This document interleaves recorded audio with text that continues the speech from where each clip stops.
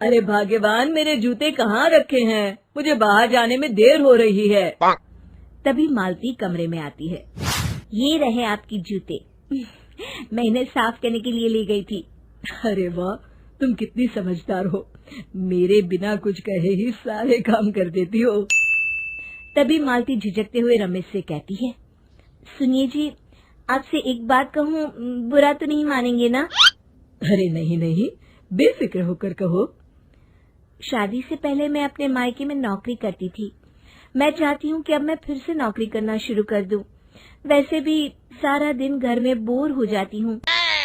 देखो मालती, तुम्हारे नौकरी करने से मुझे कोई ऐतराज नहीं है, लेकिन तुम्हें एक बात बता दूं, हमारे खानदान में आज तक कभी किसी औरत ने नौकरी नहीं की। फिर भी एक बार तुम माँ से पूछ कर देखो, अगर वो तुम्हें नौकरी करने की इजाजत दे देती है तो अच्छी बात है। रमेश वहाँ से चला जाता है। फिर उसी शाम मालती अपनी सास के पैर दबा रही होती है। तभी उसकी सास मालती से कहती है, अरे क्या बात है बहू, आज तो ठीक तरह से मेरे पैर नहीं दबा रही।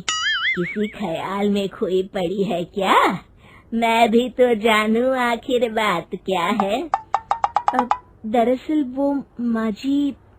अरे हाँ हाँ बोलो, इतना सोच क्यों रही हो? माँ जी, अगर आप बुरा न माने तो मैं नौकरी करना चाहती हूँ। घर के काम करने के बाद मेरे पास काफी वक्त बच जाता है। मालती की ये बात सुनकर उसकी सास गुस्से में कहती है, अरे बहू, तेरी तबीयत तो ठीक है ना? आज ये कैसी बहकी बातें कर रही है?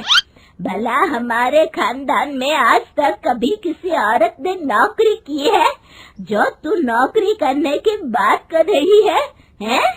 अरे बहू, तू क्या रिश्तेदारी में हमारी नाक कटाना चाहती है? जितना जल्दी हो सके अपने दिमाग से नौकरी का भूत उतार दे, और अब जा, जल्दी से रसोई में जा, खाना बनाने का वक्त हो रहा है। मालती मन मार कर खाना पकाने के लिए रसोई घर में चली जाती है। अगले दिन, नमस्ते माँ जी, कैसी हैं आप? अरे आओ आओ दिवाकर बेटा, बैठो, मैं तुम्हारे लिए चाय मंगाती हूँ। बहू, जरा एक कप चाय तो लेती आना। फिर दिवाकर एक फाइल खोलकर मालती की सास के सामने रख देता है। ये देखिए माँ जी, ये है पिछले महीने का हिसाब और ये रहे मुनाफे के रुपए। एक बार हिसाब देख लीजिए और इन कागजों पर अपने दस्तखत कर दीजिए। अरे दिवाकर बेटा, मैंने भला आज तक कभी तेरा हिसाब देखा है जो अब देखूंगी? ला बता, कहाँ दस्तखत करूं? तभी मालती चाय लेकर वहाँ आ जाती है और अपनी सास को बिना कागजातों को पढ़े इस तरह लापरवाही से दस्तखत करते हुए देखकर हैरान रह जाती है। अच्छा माँ जी, अब मैं चलता हूँ, फैक्ट्री में बहुत काम है।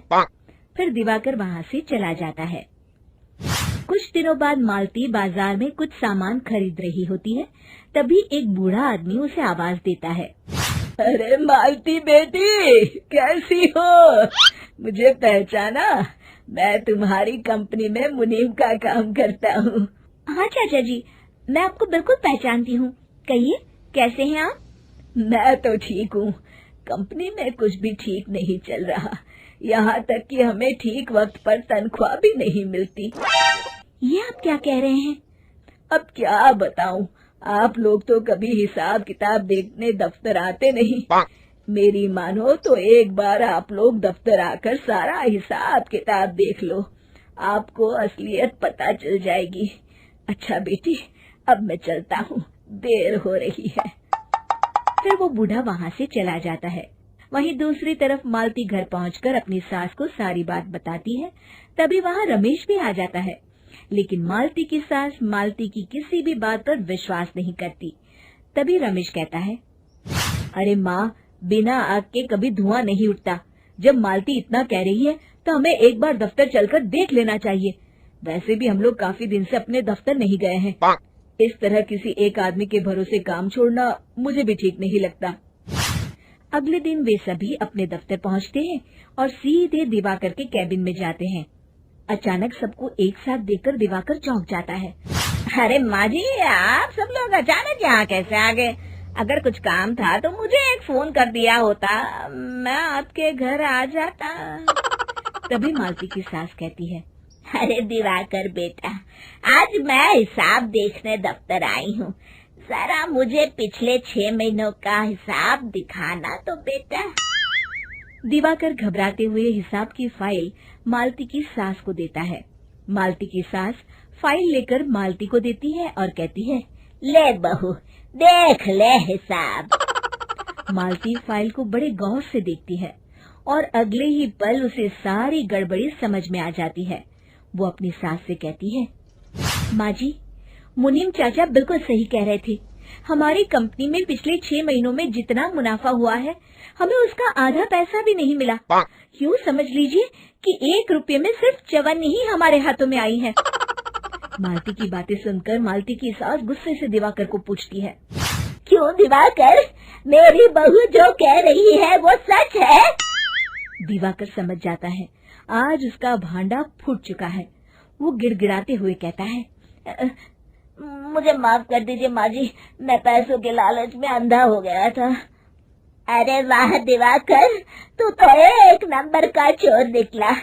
इतने दिनों से मैं तुझ पर आंख बंद करके भरोसा करती रही और तू मुझे ही चुना लगाता रहा। अभी के अभी निकल यहाँ से और दोबारा अपनी शक्ल मत दिखाना। दिवाकर वहाँ से भाग जाता है। मालती की सास मालती को शाबाशी देते हुए कहती है, बहू, आज मैं समझ गई कि पढ़ाई लिखाई हमारी जिंदगी में कितनी जरूरी है। मैं बहुत किस्मत वाली हूँ जो मुझे तुझ जैसी बहू मिली है। शिक्षा, पढ़ाई लिखाई का इस्तेमाल सही जगह करके हम दुनिया में बहुत कुछ बदल सकते हैं।